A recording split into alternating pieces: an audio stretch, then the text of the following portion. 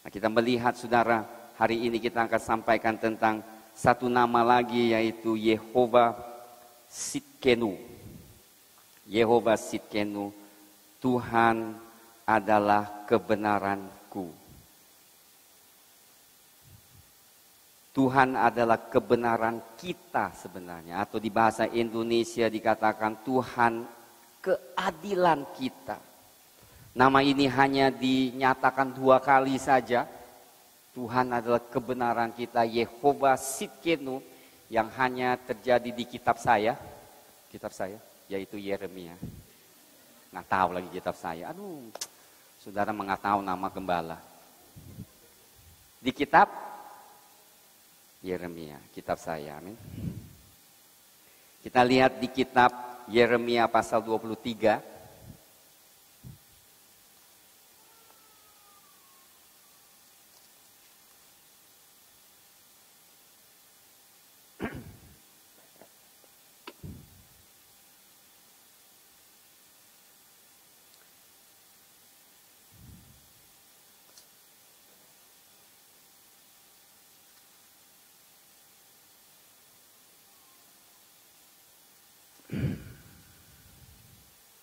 Ayat 6, 23 ayat 6. Mari kita baca bersama. Dalam zamannya Yehuda akan dibebaskan dan Israel akan hidup dengan tentram. Dan inilah namanya yang diberikan orang kepadanya, Tuhan keadilan kita, atau Tuhan kebenaran kita, Tsidkenu. Berarti apa yang terjadi, saudara, saya mau beritahukan latar belakangnya supaya kita mengerti dari ayat 1 sampai ayat 8. Kita baca kenapa nama ini muncul dan kenapa Tuhan nyatakan nama ini kepada Yeremia. Tentu ada maksudnya dan kita harus mengenal kenapa kebenaran ini begitu penting. Kenapa Tuhan nyatakan, akulah Tuhan kebenaran kita. Dikatakan Yehuda dan Israel nanti pada saatnya akan mengatakan Tuhanlah yang kebenaran kita. Atau Tuhanlah yang mendatangkan keadilan dalam hidup kami. Luar biasa, saudara. Berarti ada sesuatu yang terjadi sehingga umat Israel mengalami banyak masalah di dalam kehidupan mereka. Dan sehingga mereka terhilang, mereka terlantar, mereka gak ada tujuannya, dan saat ini Tuhan berikan satu firman kepada mereka. Pada satu saat nubuatan, maka Yehuda dan Israel akan hidup tentram lagi. Luar biasa, amin. Kita melihat ayat pasal 23 ayat 1 sampai ayat 8. Apa yang terjadi, saudara? Kalau saudara lihat title-nya janji tentang Tuhan atau yang adil, ayat 23 ayat 1. Celakalah para gembala yang membiarkan kambing domba gembalaanku hilang dan terserak. Demikianlah firman Tuhan. Di sini gembala bukan berarti gembala seperti gereja, tapi itu juga termasuk, tetapi berbicara tentang pemimpin-pemimpin pada saat itu, Israel dan Yehuda, pemimpin saat itu yang membiarkan kambing domba gembala Tuhan hilang dan terserak. Sebab itu beginilah firman Tuhan Allah Israel terhadap para gembala yang menggembalakan bangsaku. Kamu telah membiarkan kambing dombaku terserak dan tercerai-berai dan kamu tidak menjaganya. Maka ketahuilah aku akan membalaskan kepadamu perbuatan-perbuatanmu yang jahat. Demikianlah firman Tuhan. Dahsyat, saudara. Sewaktu otoritas diberikan kepada kita untuk menggembalakan, untuk menjadi pemimpin, baik itu di gereja maupun di perusahaan ataupun di keluarga, saudara sebagai pemimpin, saudara diberikan tanggung jawab untuk menjaga kambing domba saudara. Itu termasuk anak saudara, termasuk jemaat, termasuk orang-orang, dengar baik-baik, yang kita pengaruhi, yang kita ada otoritas di atasnya. Kita bertanggung jawab. Itu aplikasinya, saudara. Dan apa yang terjadi karena mereka tidak menjaga domba, tidak memperhatikan negara dan bangsa, umatnya Israel. Dan Tuhan sangat marah karena Tuhan katakan, ini adalah dombaku, ini bukan dombamu. Kamu hanya diberikan privilege untuk menggembalakan, tetapi kamu tidak menggembalakan dengan baik-baik sehingga mereka tercerai-berai, mereka tidak ada makanan dan sebagainya. Dan ayat 3 luar biasa Tuhan. Ayat 3 apa dikatakan? Dan aku sendiri akan mengumpulkan sisa-sisa kambing dombaku, berarti banyak yang hilang. Dari segala negeri kemana aku mencerai-beraikan mereka, dan aku akan membawa mereka kembali ke padang mereka. Mereka akan berkembang baik dan bertambah banyak. Tentunya saudara, ini juga bicarakan pada akhir dari sejarah Israel sebelum pembuangan. Raja-raja ini melakukan yang jahat, menyembah berhala, saudara. Mendatangkan tindasan-tindasan belenggu-belenggu di atas umat Israel. Dengar. Setiap kali firman Tuhan di perjanjian lama mengatakan, pada saat Ahab berdosa menyembah berhala, dia membuat umat Tuhan menyembah berhala. Berarti posisi pemimpin begitu krisis, begitu penting, kritis istilahnya. Dia yang bisa mempengaruhi orang yang ikut, apakah mereka menyembah Tuhan atau mereka menyembah berhala. Amin saudara. Oleh sebab itu, saya juga percaya sudah tanggung jawab yang diberikan kepada kami semua pemimpin di sini adalah hidup sesuai dengan firman Tuhan. Sebab pada saat hati dan mata kami fokus kepada Tuhan Yesus saja, maka saya juga doa jemaat pun dapat hanya memfokus kepada Tuhan Yesus Kristus saja. Amin, haleluya. Dialah jawaban kita. Dan apa yang terjadi, lihat kita teruskan. Aku akan, ayat 4. Aku sendiri akan mengumpulkan sisa-sisa kami, aku mencerai-beraikan mereka, dan aku akan membawa mereka kembali ke padang mereka. Mereka akan berkembang biak dan bertambah banyak. Dan sesungguhnya ini adalah zaman-zaman di mana Nehemia, Ezra mengumpulkan kembali umat Israel yang dari luar, mereka kembali membangun tembok, membangun rumah Tuhan. Tetapi di sini juga bicarakan profetik atau mengajarkan sesuatu bahwa Tuhan sendiri akan mengumpulkan kita kembali. Amin saudara. Jadi hal-hal profetik itu bisa diterjemahkan dalam beberapa keadaan. Nah, pada saat Tuhan mengumpulkan, apa yang Tuhan katakan? Aku akan mengangkat atas mereka gembala-gembala yang akan menggembalakan mereka sehingga mereka tidak takut lagi, tidak terkejut, dan tidak hilang seekor pun. Demikianlah firman Tuhan. Tuhan itu baik. Memang pemimpin-pemimpin pada zaman mereka tidak tanggung jawab, tetapi Tuhan janjikan ada saatnya aku akan membangkitkan lagi orang yang benar, yang penuh dengan hati Tuhan. Amin saudara. Dan mereka akan menggembalakan dombanya penuh dengan kasih sayang sehingga tidak ada satu jiwa pun yang hilang. Baik Tuhan, baik. Tuhan tidak mau satu jiwa, satu domba terhilang, tersesat. Tuhan mau mereka mengenal kebenaran. Kenapa sudah dengar baik-baik? Makanya nama ini keluar. Kenapa? Apa yang Tuhan katakan? Lihat. Sesungguhnya waktu akan, ayat 6, pada dalam zamannya Yehuda dan akan dibebaskan, Israel akan hidup dengan tentram.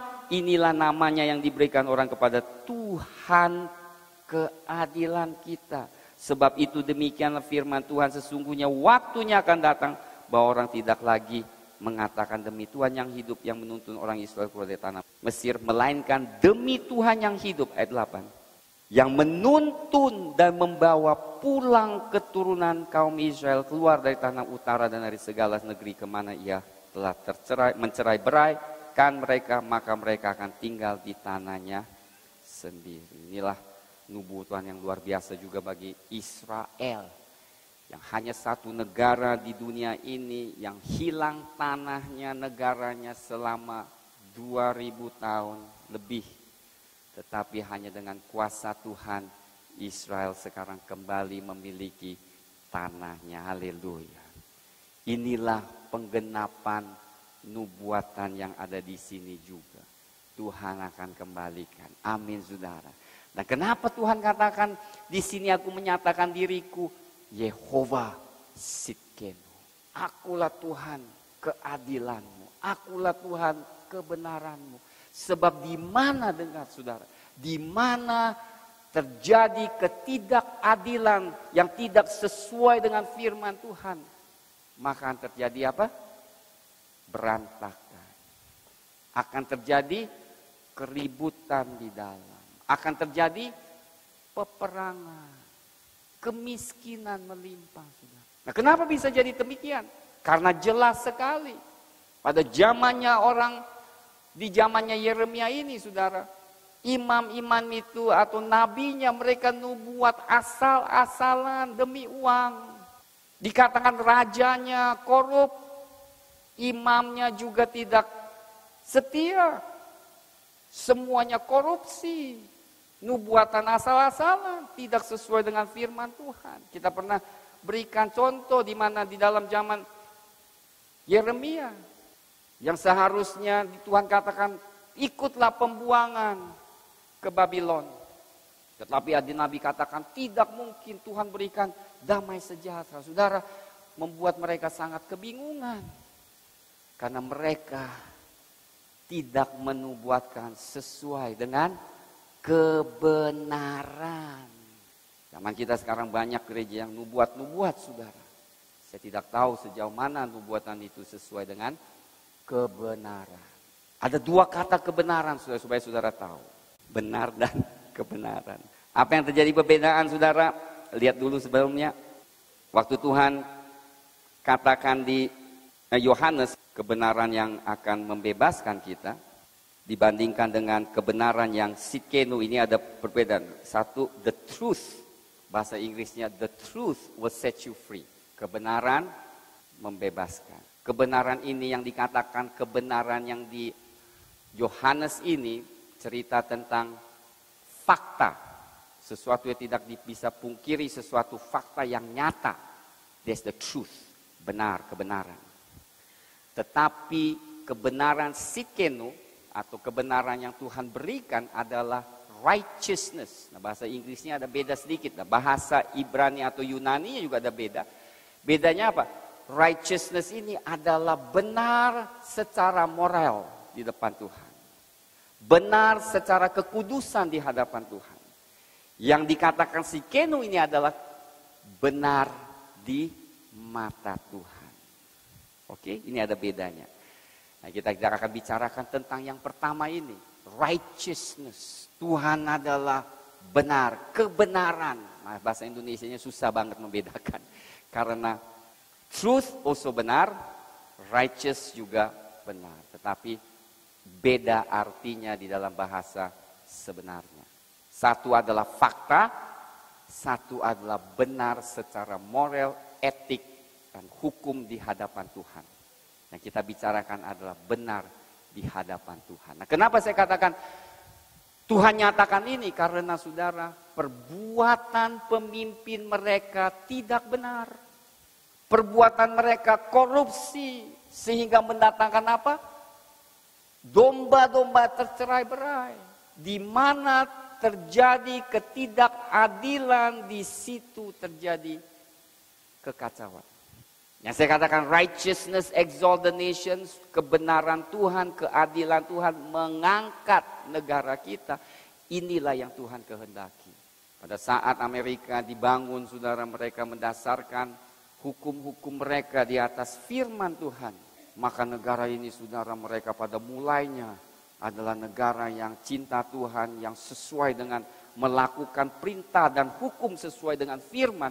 Maka saudara, dalam 100 tahun, 150, 200 tahun, negara Amerika ini diangkat tinggi oleh Tuhan. Amin, saudara. Karena mereka cinta Tuhan, mereka takut akan Tuhan. Tapi sayangnya setelah mereka sudah berhasil dan menjadi kaya, sekarang mereka mulai tinggalkan, menurunkan hukum-hukum yang tidak sesuai dengan firman Tuhan. Nah, saudara, sebelum negara ini turun merosot, saudara tidak perlu kita nubuatkan, kalau dalamnya sebuah negara sudah korup, nah, sudah tidak moral lagi, yang benar disalahkan, yang salah dibenarkan. Saudara bayangkan betapa frustrasinya manusia. Bahkan seorang yang berpegang teguh bahwa dia tidak menolak homoseksual. Maksudnya dia bukannya menuduh, tetapi dia tidak setuju, dia katakan ini tidak benar. Kehilangan pekerjaan mereka. Yang benar disalahkan, yang salah dibenarkan. Saudara bayangkan kalau saudara ada di negara yang seperti itu, bagaimana perasaan saudara? Pasti kecewa dan frustrasi. Nggak usah jauh-jauh, kampanye hitam aja saya melihat buat saudara berapa udah marah-marah di Facebook. Saudara, saya tidak tahu ternyata saudara juga sangat senang di politik. Tapi yang kita perlu doakan adalah apa? Supaya kebenaran Tuhan ditegakkan. Amin saudara, di negara ini. Kebenaran Tuhan ditegakkan di keluarga. Kebenaran Tuhan ditegakkan di dalam hidup kita. Amin. Apa yang terjadi, maka Tuhan sendiri akan memimpin kita. Amin. Dan memberi kita berkat yang berlimpah-limpah. Di sana ada di mana ada keadilan. Di sanalah saudara akan melihat berkat Tuhan dinyatakan. Ada 5 hal saudara yang saya mau sampaikan. Yang pertama, ini penting sekali. Gembala yang berbuat jahat, tidak ada etika, tidak adil di hadapan hukum, akan diadili dan dihakimi oleh Tuhan. Seperti yang tadi dikatakan. Dan kedua, kelakuan yang tidak benar akan membuat domba terserak dan tercerai-berai. Bagi kita di keluarga pun demikian. Orang tua yang mempunyai kuasa, kalau tidak benar melakukan yang tidak benar, apa yang terjadi? Anak-anak kita tercerai-berai. Dengar baik-baik sudah. Di sebuah keluarga kita pernah sampaikan 2 minggu yang lalu, kalau ada pilih kasih di rumah dan terjadi yang tidak sesuai, maka terjadilah tercerai-berai. Masih kecil tidak bisa lihat saudara, dengar baik-baik. Tapi pada saat anak itu menjadi besar, mereka berontak. Ketiga saudara, sebaliknya di mana ada kebenaran Tuhan, di situ ada kebebasan dan hidup yang tentram. Hidup yang tentram. Nah kita katakan di mana ada ketentraman, ada damai sejahtera, ada perhentian. Apa yang terjadi? Baru berkat Tuhan bisa mengalir. Lihat kan, jadi kita melihat nama Tuhan itu ada kaitannya satu dengan yang lain. Keempat, keadilan hanya bisa tercapai di mana hukum Tuhan diterapkan. Keadilan tidak bisa dicapai tanpa firman Tuhan. Saudara tahu enggak? Semua hukum sebenarnya akarnya, baik di Amerika, di Inggris, sebenarnya akarnya ada di Alkitab 10 perintah. Negara yang berusaha untuk melanggar 10 perintah ini, saudara akan lihat nih. Tidak ada tentramnya. Saudara lihat di Afghanistan. Saudara lihat di Irak. Saudara lihat di Suriah. Pada saat di mana hukum yang sebenarnya tidak ditegakkan, terjadi kerusuhan. Amin saudara. Dan kelima, keadilan hanya ada di dalam Tuhan. Hanya berharap kepada Tuhan yang memberikan keadilan kepada kita. 5 hal yang saya mau sampaikan. Pertama, hanya Tuhan Yesus yang benar. Di bumi ini tidak ada yang benar kecuali Tuhan Yesus. Aku adalah jalan dan kebenaran. Tuhan Yesus adalah benar. Di dalamnya tidak ada salahnya. Di dalamnya tidak ada cacatnya sama sekali. Dia benar di hadapan Allah. Kenapa binatang, kenapa manusia tidak bisa menebus dosa kita? Karena kita semua ada tabiat dosa yang tidak benar. Sejarah kita tidak benar. Ada sekali-kali kita jatuh dalam dosa, bohong, pikiran yang tidak kudus, itu udah gak benar. Dan orang yang tidak benar tidak mungkin menjadi persembahan yang kudus di mana Tuhan bisa terima. Karena Tuhan Yesus benar, maka persembahannya bisa diterima oleh Allah. Saudara, saya mau saudara mengetahui satu hal. Allah itu sangat kudus. Amin. Sangat kudus. Dia tidak bisa kompromi hal-hal yang tidak kudus, saudara. Saya mau saudara mengerti keilahian Allah kita. Nah, bagi kita yang mau mengikut Tuhan, semua gagal. Waktu hukum Taurat ditegakkan, gagal pada semuanya, jatuh dalam dosa. Tidak ada orang yang bisa mengikuti seluruh hukum Taurat. Hanya Tuhan Yesus yang bisa. Hebatnya. Tuhan Yesus satu-satunya yang memenuhi semua tuntutan hukum Taurat. Dia benar. Amin, saudara. Dia benar, maka persembahan dia sebagai persembahan yang hidup bisa diterima. Oleh itu, saudara, kalau saudara mau dapat ketentraman, saudara harus mengundang Tuhan Yesus masuk ke dalam diri saudara. Pada saudara, saat saudara terima Tuhan Yesus, apa yang terjadi? Damai sejahtera Tuhan menguasai hidup saudara. Amin, haleluya, beri tepuk tangan. Dan apa yang terjadi? Mulai ada damai di dalam hati. Tetapi tentu ada gejolak, ada perang karena masih banyak yang masih belum takluk dalam diri kita kepada Tuhan Yesus. Saudara, apa yang harus lakukan? Saudara harus terus merenungkan firman, mentaklukkan semua yang tidak benar supaya takluk kepada Tuhan Yesus. Amin. Pada saat itu saudara dimerdekakan. Amin. Haleluya. Luar biasa, saudara.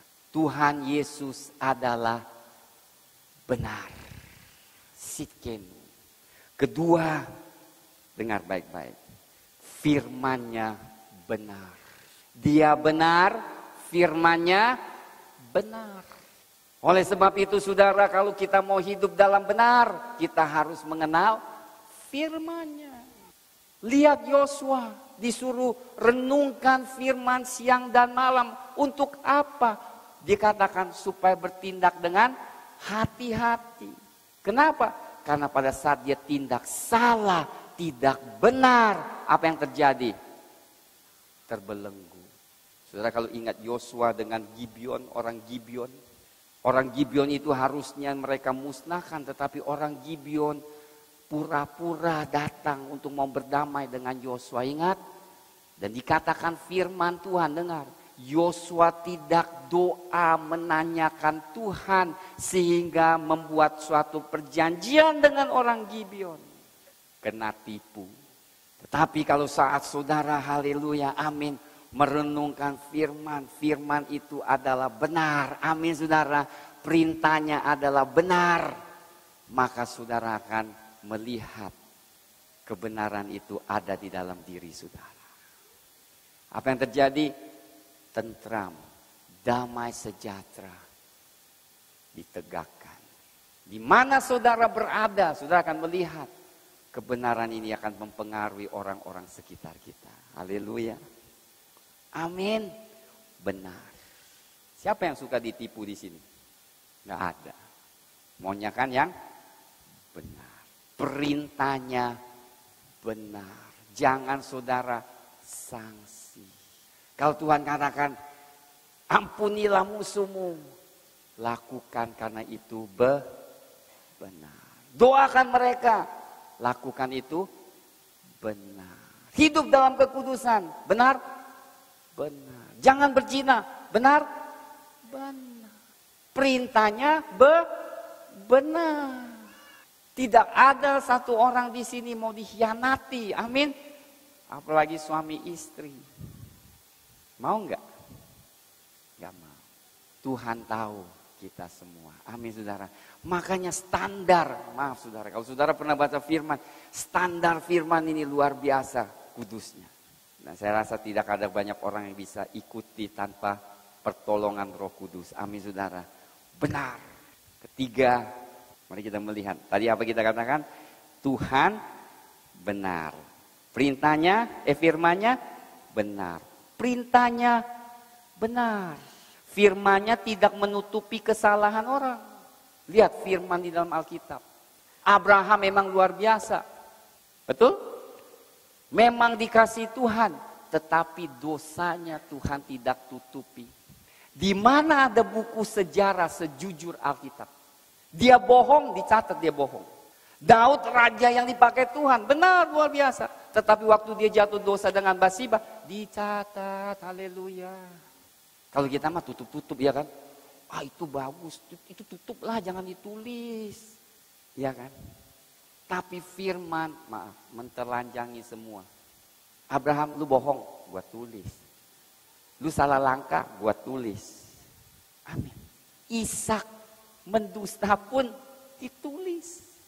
Alkitab hanya dia kebenaran. Maka saudara kalau lihat Alkitab semuanya ditelanjangi, ya kita kalau diekspos ya udahlah syukur haleluya. Gue emang gak lebih dari Abraham. Jangan marah-marah ngamuk. Gue dikasih tuh gak enak banget. Amin saudara. Ya Abraham aja gak ditutup-tutupi. Yosua gak ditutup-tutupi. Itu adalah hamba-hamba Tuhan luar biasa. Daud raja saudara. Dia tidak bisa menggantikan sejarah. Jangan tulis ya soal Bathsheba, lu jangan tulis. Nama gue rusak. Enggak ditulis. Ditulis lagi konsekuennya. Anaknya akhirnya saling membunuh, berzina. Di matanya dia lihat. Kenapa? Karena Tuhan mau mengajarkan kebenaran. Kebenaran itu tidak menutupi. Luar biasa. Saudara kita yang datang ke Tuhan, kita takut kadang. Aduh, jangan-jangan dosa gue diketahui. Jangan takut, sebab pada saatnya kita ketemu Tuhan muka dengan muka, tidak ada satupun kita bisa tutupi. Firman-Nya benar, perintahnya benar. Luar biasa. Keempat, jalannya benar. Orang bilang kok jalannya? Saudara, sering dari kita ini kita mau mencapai tujuan tanpa mengikuti jalan yang benar. Tuhan dengar baik-baik, setelah membebaskan umat Israel dari Mesir, kemudian didiemin enggak? Ada lu jalan kemana aja, jalannya ikut kemana aja terserah. Enggak kan? Apa? Tiang awan, tiang api memimpin jalan mereka.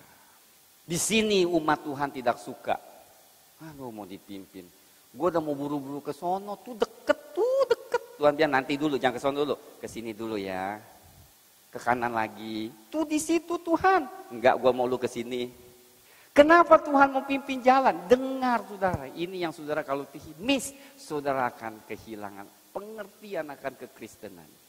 Bukan tujuannya saja yang Tuhan interested, yang Tuhan hanya mau berikan. Bagi kita mencapai tujuan nomor 1. Bagi Tuhan pembentukan karakter melalui jalannya mencapai tujuannya. Dengar baik-baik. Pembentukan karakter melalui jalannya. Saya mau tekankan ini lebih dari segalanya.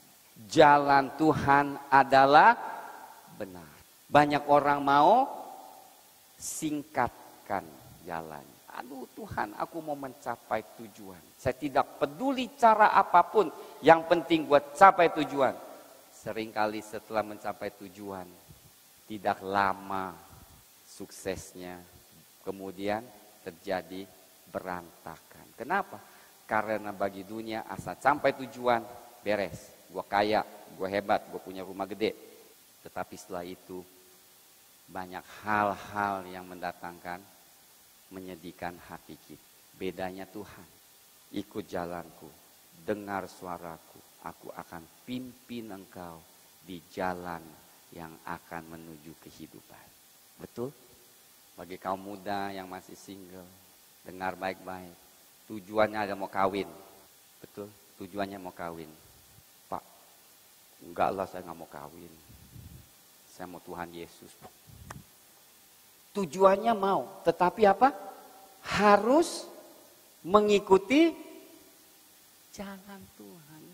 Jalan Tuhan adalah benar. Saudara, begitu penting. Saya tidak bisa menekankan satu hal lebih penting daripada jalan Tuhan. Amin, saudara. Sebab seringkali kita tuh mau capai tujuannya. Kita mau buru-buru sampai di situ. Kita mau jadi kaya cepet-cepet. Tuhan, gue gak ada mobil. Gue mau mobil. Mau Mercy, mau ini, mau cepat-cepat, saudara. Tuhan bilang sabar. Sebab di dalam perjalanan itu, Dia akan membentuk kita, karakter kita. Dia membentuk kita penguasaan diri. Dia membentuk kita ya untuk mendengar suara Tuhan. Kemudian dia mengubah apa? Sikap-sikap, sifat-sifat yang tidak baik. Saudara, saya mengikuti Tuhan tuh, waduh, babak belur. Ke sini, ke situ, ke sini. Saya bilang, Tuhan, kewalahan, gak kuat. Tetapi setiap kali dengar, setiap kali kita ditumpahin, haleluya, di kitab Yeremia, Moab tidak pernah dituang dari satu bejana ke bejana yang lain dikatakan karena baunya masih ada. Apa yang terjadi dikatakan di Yeremia kitab ini, bejana ini saudara ditaruh suatu minum, Tuhan katakan belum pernah dituang dari satu bejana ke bejana yang berikutnya. Dia bilang baunya masih ada. Bahasa Indonesia kurang tepat terjemahannya. Kenapa? Sebab pada saat dituangin, itu pun tersaringlah yang tidak baik dalam hidup kita. Amin. Kita tidak suka goncangan. Gue enak kok digoncangin lagi. Kok pindah rumah lagi. Kok begini lagi. Gak apa-apa. Kenapa? Baunya tuh sedang disaring. Sifat yang tidak baik disaring. Makanya Moab pada satu saat menghadapi masalah, mereka tidak bisa mengatasinya. Beda dengan umat Israel. Digoncang sini, digoncang sana, mereka mulai mengenal hikmat Tuhan dan mulai takluk akan pimpinan Tuhan. Dengar saudara, ini adalah firman yang penting hari ini. Jalannya benar. Bukan saja dia benar, tapi jalannya benar. Bagaimana tahu jalannya benar? Mengikuti perintahnya. Mengikuti kehendaknya. Haleluya, saudara. Saya ingat justru waktu saat di dalam pelayanan puluhan tahun saudara kita tidak mengalami banyak terobosan. Pada saat kami dipimpin ke Jakarta, disitulah saudara kita mengalami kesulitan, kami mengalami kesulitan. Tetapi disitulah saudara saya belajar banyak hal dan mengalami terobosan demi terobosan. Moab tidak pernah dituangkan dari satu bejana ke bejana yang lain sehingga baunya masih ada. Pada saat dengar baik-baik. Pada saat situasi saudara digoncangkan, dengar baik-baik. Digoncangkan, mau dituang. Enak gak? Gak enak. Tapi dengar, pada saat digoncangkan, kotorannya itu mulai keluar. Dan waktu dia pindahkan, tersaringlah yang ada tinggal di bawah. Tuhan mau kita berubah. Ada goncangan, berarti di situ Tuhan mau ada perubahan. Jangan pada goncang langsung pindah ke tempat yang sama lagi, ke tempat yang lama. Jangan. Doa, diam diri. Tuhan, apa nih maksudmu? Ini aku tidak mau dalam hidupmu. Singkirkan, singkirkan, singkirkan. Dan kemudian waktu kita masuk ke tahap berikutnya, kita adalah benar. Dan itu akan dibenarkan terus saudara dalam hidup kita. Tuhan benar, firman-Nya benar, perintahnya benar, jalannya benar. Saya senang kitab Ruth. Siapa membaca kitab Ruth? Kitab Ruth. Lihat, kita lihat Ruth sebentar. Ruth jalannya benar. Saya suka Ruth.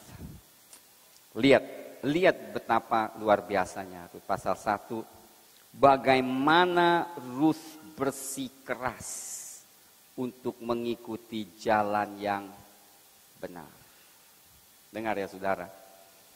Pasal 1 kita tahu setelah gak lamanya 3 pria di dalam sebuah keluarga mati semua. suaminya Naomi, suaminya Orpa, dan suaminya Ruth. Tiba-tiba kayaknya kenapa nggak tahu tuh cowok-cowok terkutuk, tiga-tiganya mati, yang cewek hidup semua. Dan apa yang terjadi pada saat itu, saudara? Naomi mau balik ke Israel. Ada 2 mantu, satu Orpa, satu Ruth. Dan di dalam peraturan, dengar baik-baik, di dalam peraturan luar biasa ini makanya.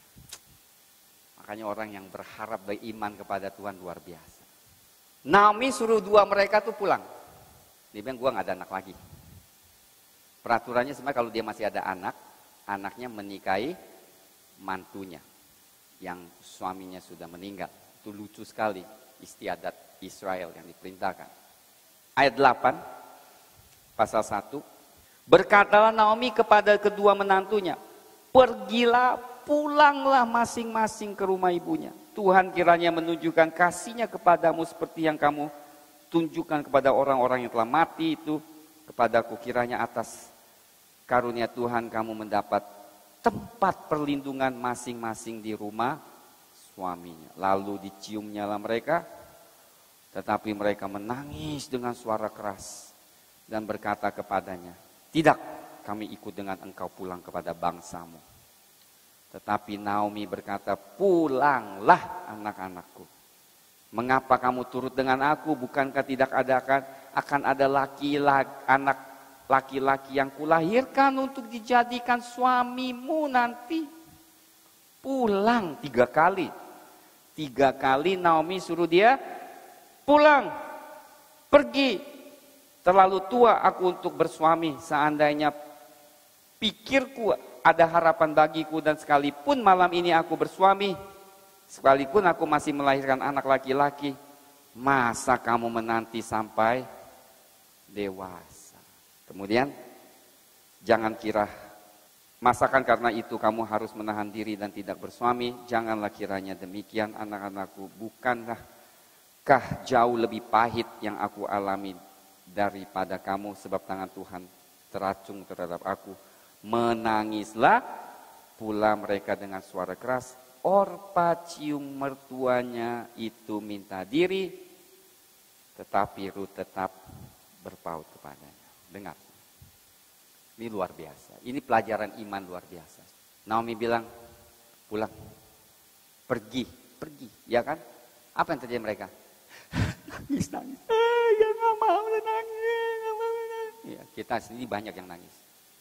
Boleh nangis, nggak apa-apa. Kedua kali dihajar lagi. Pulang. Gue gak ada anak, lu mau cari gue apa lagi? Ikut gue, gak ada anak. Lu gak ada suami. Masa lu tunggu 30 tahun? Ntar gak tahan lagi. Pulang. Apa yang Tuhan katakan? Apa yang mereka katakan? Meskipun aku kawin malam hari ini, berapa lama lagi harus tunggu? Nangis lagi, ya kan? Cewek kan suka nangis. Udah nangis? Lihat, dengar. Jemaat Tuhan boleh nangis seenaknya. Tetapi sewaktu membuat keputusan, buatlah yang bijak seperti Ruth. Orpa, kiss and goodbye. Bye-bye. Gua cari suami di tempat lain. Di Moab masih banyak yang ganteng-ganteng. Gua gak tahu di Israel ada suami atau enggak. Apalagi Naomi udah tua. Tapi Ruth bersikeras. Amin. Dengar, Ruth bersikeras. Aku tidak akan tinggalkan. Jangan ngomong lagi, Tuhanmu adalah Tuhanku, bangsamu bangsaku. Dahsyat nggak? Karena dia pilih jalan yang benar. Saudara, saya pernah ajarkan berkali-kali.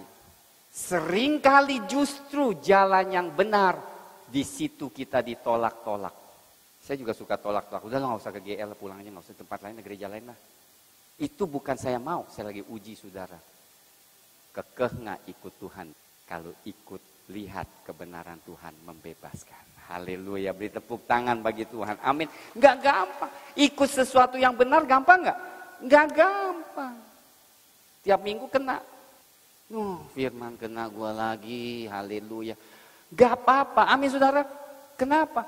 Karena tantangan harus diberikan tiap minggu supaya kita tumbuh setiap minggu. Amin. Sudah mau tumbuh setiap minggu gak?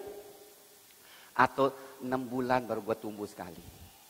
Wah 6 bulan. Wah ini firman benar menantang. Tumbuh 6 bulan lagi baru ditumbuh. Mau gitu? Gak mau. Setiap minggu kita tantang. Supaya saudara bertumbuh dalam Tuhan. Amin. Beri tepuk tangan bagi Tuhan. Haleluya. Ruth tahan saudara. Jalannya benar. Dan untuk ikut jalan yang benar butuh mata yang jeli. Butuh suatu tekad. Gigih, kekeh. Naomi, aku tidak akan meninggalkan engkau. Dia ikut. Apa yang terjadi di cerita Ruth? Memang Naomi tidak ada anak lagi. Tetapi Tuhan yang siapkan Boas untuk Ruth. Haleluya, beri tepuk tangan. Siapa Boas? Boas pengusaha kaya. Orangnya takut Tuhan. Baik, sering senang menolong. Rohaninya luar biasa. Dihormati. Diberikan Ruth karena dia memilih jalan yang benar. Haleluya. Amin. Janganlah pilih jalan yang salah. Tuhan katakan, gerbangku kecil, jalanku susah yang menuju kehidupan. Kelima yang penting saudara, hanya Tuhan Yesus yang bisa membenarkan kita di hadapan Allah. Seperti semua kita yang jatuh dalam dosa saudara, kebaikan kita tidak bisa dibenarkan. Kita bisa kerjakan semua yang terbaik, menolong orang, berdoa, nggak bisa dibenarkan. Itu tidak mendatangkan keselamatan. Hanya Tuhan Yesus yang menyelamatkan kita. Amin. Kenapa Tuhan membenarkan? Dengar, keselamatan itu dibenarkan. Sebenarnya keselamatan itu artinya kita bisa dibenarkan di hadapan Tuhan. Semua kita ini nggak benar. Hanya Tuhan Yesus yang benar. Dia yang membenarkan kita di hadapan Tuhan. Pada saat kita bertobat dan percaya beriman kepada Tuhan Yesus. Makanya di Efesus 2 ayat 8-9. Sebab karena kasih karunia kamu diselamatkan oleh iman. Itu bukan hasil usahamu tetapi pemberian Allah. Itu bukan hasil pekerjaanmu. Jangan ada orang yang memegahkan diri. Keselamatan tidak ada orang mengatakan, tuh gue udah buat baik, tuh gue udah tolong 1000 orang, tuh gue udah lakukan nih, udah bangun sekolah, udah menolong orang susah, tuh gue baik Tuhan. Itu agama, itu bukan keselamatan. Keselamatan adalah Tuhan, aku orang yang berdosa. Ampuni dosaku. Aku percaya Engkau yang beri keselamatan. Engkau aja yang benar. Kita diselamatkan. Karena Tuhan Yesus membenarkan. Sudah tanyakan, gimana orang yang baik-baik itu ya saudara, selamat gak ya? Sekali saya katakan, perbuatan yang baik saja tidak menyelamatkan. Saya tahu ini suatu fakta yang berat mungkin kita terima, kita mungkin menanyakan, kok Tuhan yang baik demikian?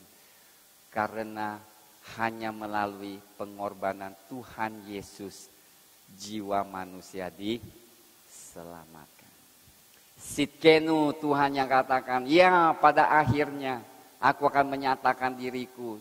Di dalam keturunan Daud ada satu kebenaran, cabang kebenaran. Dan disitulah Yehuda, Israel akan hidup tentram. Kenapa tentram? Karena kebenaran itu diterima oleh mereka. Ada kebenaran, ada keadilan. Ada keadilan, ada apa? Ketentraman. Ada ketentraman, damai sejahtera, dan kemudian berkat Tuhan. Amin. Yehova Sikim. Lihat ayat Yeremia, supaya saya kasih lagi. Yehova Sikim itu hanya 2 kali. Satu lagi di Yeremia 33. Sesungguhnya waktunya akan datang, demikianlah firman Tuhan, bahwa aku akan menepati janji yang telah kukatakan kepada kaum Israel dan kaum Yehuda. Pada waktu itu pun dan pada masa itu aku akan menumbuhkan tunas keadilan atau kebenaran bagi Daud. Ia akan melaksanakan keadilan dan kebenaran di negeri ini. Pada waktu itu Yehuda akan dibebaskan dan Yerusalem akan hidup dengan tentram, dan dengan nama inilah mereka akan dipanggil Tuhan keadilan kita, Tuhan kebenaran kita. Haleluya. Tuhan yang baik,